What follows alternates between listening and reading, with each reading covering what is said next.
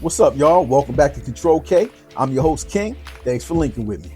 So I finished Pluribus, the new sci-fi drama hit from Apple TV, and this show was strange because the idea is incredibly intriguing. I loved it. I just didn't like the main character. She is just an absolutely miserable person. But what's even more interesting is that's kind of the point. Rest assured, Carol, we will figure out what makes you different. Figure it out, why? So we can fix it. So you can join us. What the Pluribus, or as I like to call it, the last Karen on Earth, is about a quiet alien invasion. Imagine Contact with Jodie Foster, a message from a distant star beamed down to Earth and decoded as intricate instructions for building something.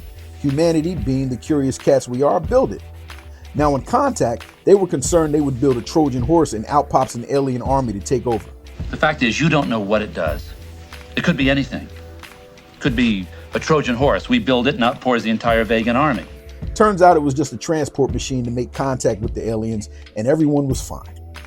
On Pluribus, this time it's the Trojan horse. So instead of aliens beaming down blueprints for a machine, they beam down blueprints for a damn virus. And these geniuses build it, because of course they did. And then of course it gets out. Now, aside from 12 individuals, the virus overtakes the entire planet. It initially is shown to spread through saliva and then maybe airborne delivery, though the show never fully explains exactly how it spreads so fast. Once infected, you don't die. A person's consciousness is replaced by a global hive mind. Every human on Earth becomes telepathically connected or joined. They share all knowledge, all skills, emotions, experiences, all in real time. They're no longer the people they took over, but they retain all their memories, and that knowledge is shared across the collective. So now a waitress can fly a helicopter, and a Sprouts grocery store manager can perform brain surgery. There is no individualism. You're not you anymore. You're part of one entity. When you talk to one, you're talking to everyone. But here's the most interesting part. The trade-off is peace. As we speak, no one is being robbed or murdered. No one is in prison. The color of one's skin, by all accounts, now meaningless. All zoos are empty. All dogs are off their chains. Peace on Earth. Wow, that sounds like a really good deal. They also can't lie. They can't harm any living thing, plants or animals. They can't even do anything that displeases you. And they absolutely cannot handle strong negative emotions. If they experience too much of it, they risk triggering a worldwide seizure, which becomes a major problem because of our main character. Carol, played by Rhea Seehorn, is a wildly successful romance novelist celebrating a book tour with her wife and manager, Helen. And very quickly you learn something important. Carol is one of the most miserable people on Earth. She has boss level Karen energy at all times. It gets to the point where you genuinely want to just judo chop her in the soft part of the throat, just right there. So naturally, she's one of the 12 people immune to the virus. That sounded be good. Carol is left alone after Helen's body can't handle the infection and she dies. And Carol is furious. She never misses an opportunity to show it either. Now, to be fair, you do feel her pain. She has legitimate reasons to be angry. And she does not trust these overly cheerful joined who are desperately trying to keep her happy. They literally give her anything she wants. Carol just has to pick up any landline phone and dial 0 to make a request, and they will abide immediately. And when I say anything she wants, I mean anything. At one point, they bring her a grenade. What? She sets it off, of course, injures her chaperone Zosha, and instead of getting angry, they rush the chaperone to the hospital and completely restore Carol's house. Thank you. That was very kind of you. My pleasure. I just have to point out the hilarious irony the writers created here. You have a hive mind entity that will stop at nothing to make a few humans left happy, and one of the 12 people that's immune is completely incapable of being happy. How the hell did that happen? This is a very creative twist on the idea of an unstoppable force meets an immovable object. The only time the join truly react negatively is when Carol drugs and verbally assaults her chaperone Zosha to force the truth out of her. The result? What's happening? She's dying, Carol. She's in cardiac arrest. May we save her? Yeah.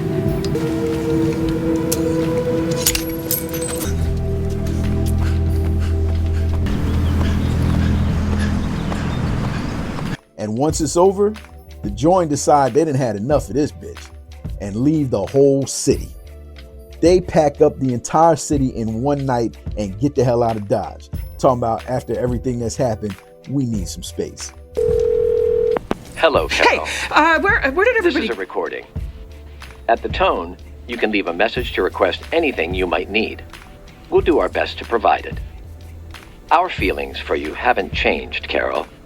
But after everything that's happened, we just need a little space. Now, at first, Carol did want to fight back and reclaim humanity. She meets up with the other immune survivors, and there are some characters, Mr. DiBiase especially. Enchanté. I am Kumba Diabate. Bonjour, Carol Sturka. Nice plane. Oui, oui. Oh, Dieu tout-puissant, je suis ravi de vous avoir à bord. Wow. My man used the apocalypse to live out every fantasy imaginable. He's out in Vegas reenacting James Bond scenes at the tables. He's flying around with a whole harem of bad joints, eating good, living his best life. And honestly, as one of the 12 humans left on Earth, his approach probably made the most sense. Some uncomfortable truths come out though, including the whole HDP scene with John Cena. At least I was told John Cena was there. I didn't really see him. And that brings us to the part that didn't fully work for me. We learned that the others, the Joined, aren't just the result of a virus. Their entire biological drive is viral. They exist to spread.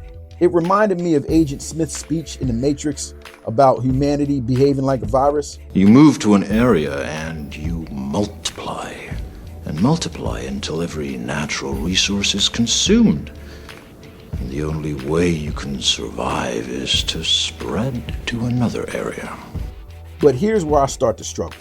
These beings collectively possess all human knowledge, every scientific breakthrough, every survival strategy, every historical mistake. They are a compendium of everything humanity has ever known.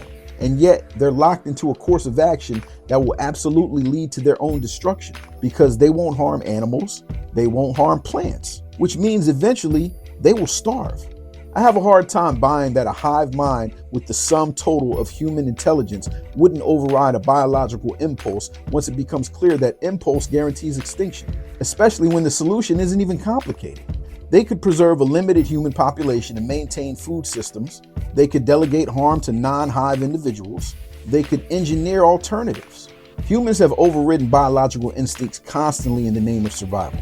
So the idea that a species smarter than any single human would knowingly walk into extinction, that's where the logic strains a bit for me.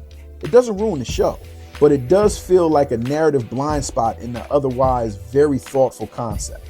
Because if you got all of human knowledge and still can't figure out how to eat, that's not enlightenment. That's a skill issue. Carol, discovers this and is stunned. She eventually managed to piss everyone off again. In an episode where almost nothing happens, she gets lonely and asks the Join to come back. And they do. And then she falls in love with Zosha, who she sees as a real-life version of her book series protagonist. Meanwhile, there's a man in Paraguay named Mimosis, also immune and possibly more stubborn than Carol, though far less mean. He's been receiving Carol's video messages calling survivors to fight back, so he makes the insanely long journey to reach her, refusing help from any of the Join until he has no choice. He finally arrives ready to save the world and learn English on the way, only to find Carol has fallen in love and no longer wants to fight. Son of a bitch! The season ends with Carol learning the Join have found a way to infect her without needing her stem cells. She has a few months left before she becomes one of them, and only then does she finally decide to fight back. Finally! She reunites with Minusos, who has found something interesting with the radio signal that may prove useful. And now she's ready to get to work. You win.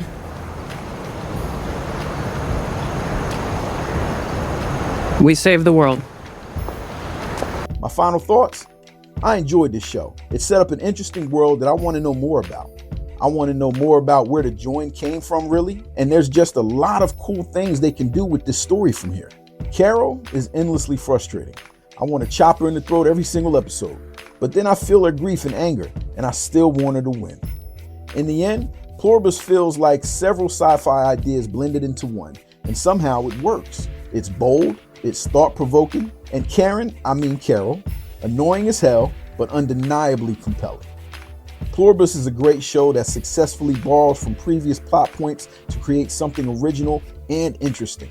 It's not perfect, but it definitely knows thyself. 4 stars from me. Check this one out.